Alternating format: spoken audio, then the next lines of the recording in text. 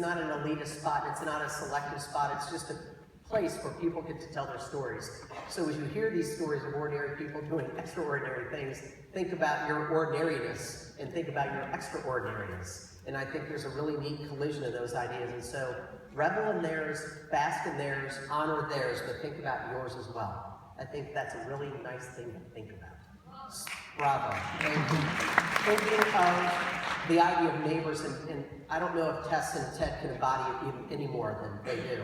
They're kind of the emblematic idea of neighbor. Well, there's another woman in town who is very much a neighbor, and she lives, again, several blocks down, and she has a really good story. So I'd like to welcome to the stage.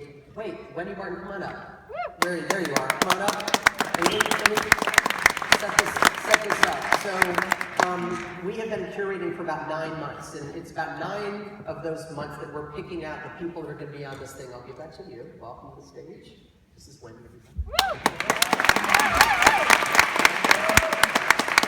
So in the last several weeks of the 9 months, it came across to me and felt across, what ran through my heart was the idea that there's 9 months of heavy curation. It's really editing, and it's coaching, and it's filtering, and getting nice collection and diversity. But I also felt like there was these spontaneous and more in the moment, artful moments that were around town every day. So I just challenged myself to sit back as the curator and say, I'm going to find a handful over the course of the next few weeks that I feel like need to be on the stage in the form of what we call an artful moment. And so this is an experiment. It may go completely wrong, but it won't because it's Wendy. And I know the story, so it'll be mind-blowing. No pressure. Yeah, no pressure. So the idea is that the artful moment is just a moment in time for us to kind of just jump into this idea of spontaneity of what might look like an artful moment. So, Wendy, I want you to tell us the story.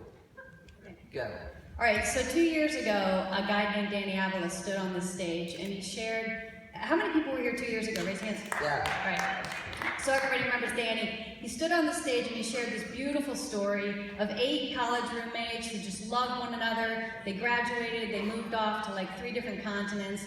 But over time, they found themselves just longing for this sense of connection and higher purpose that they'd had in college. So collectively, they made the decision to move here to Richmond, to set up in North Churchill, and to not only share their lives together once again, but also to kind of give back to the community. And Danny described his neighborhood. He said there was this warm culture of porch sitting.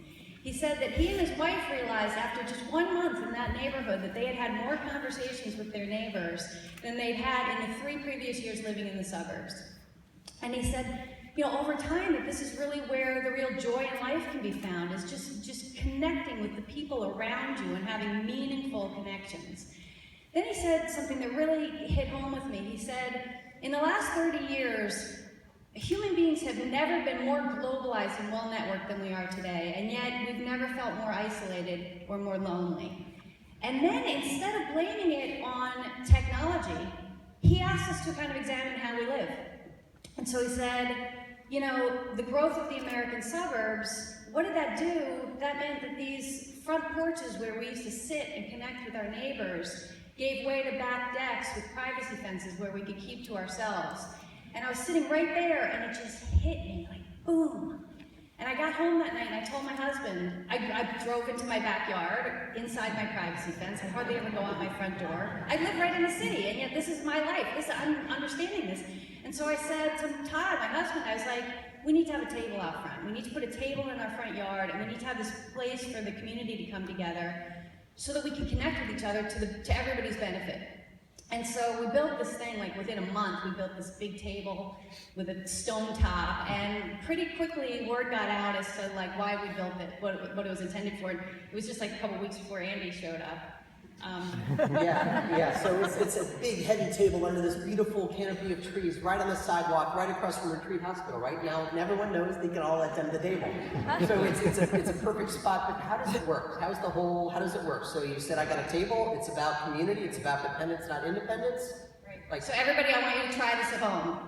Go out your front door, hang out, basically. Make eye contact with whoever the hell goes by. And we happen to be in the city, right? So it's 1 million people, and we hold scout meetings at the table. We have girls' nights at the table, family dinners, friends over, and we just hang out. And anybody that so much just like makes eye contact with us, we like verbally sold them. So you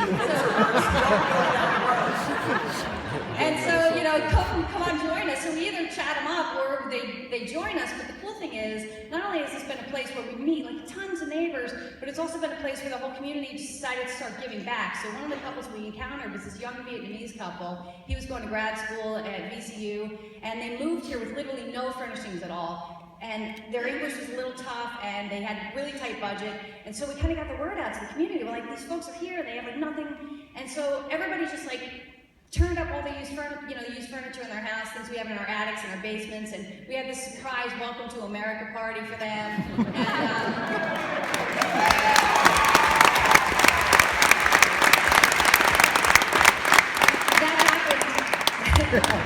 That happened within 1 month of building that table, and now we're 2 years later and it's still going strong.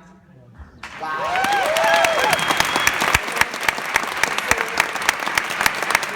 There's one other story that's kind of cool. You want one more little story on this? Yes. So the bike race, September-y time frame. Okay. I don't know if she's here. Melissa Oliver sends me a text and she says, the bike race is like a week into progress, and she hits me up with a text and she says, the bike race is going on, are you having any cyclists over for you're hosting any cyclists? And then she points out that the Latvian Federation is being hosted by a family just like blocks away. So I text her right back and said, I can't feed a team. And she says, we can all pitch in. What do they eat? I don't know what they eat. They wanted burgers, as it turns out. But anyway, so I was like, I can't feed a team. And so she says, we can all pitch in. So I just threw it up there on Facebook. I'm like, y'all down with this. And 24 hours later, I'm not kidding, we had this massive party at the table. And we had a band. It turns out I met so many people in the community. This woman who owns Bombolini Pasta, it turns out she's from Latvia. She brought like this smoked lasagna chicken. Because that's what's supposed to happen on that kind of event.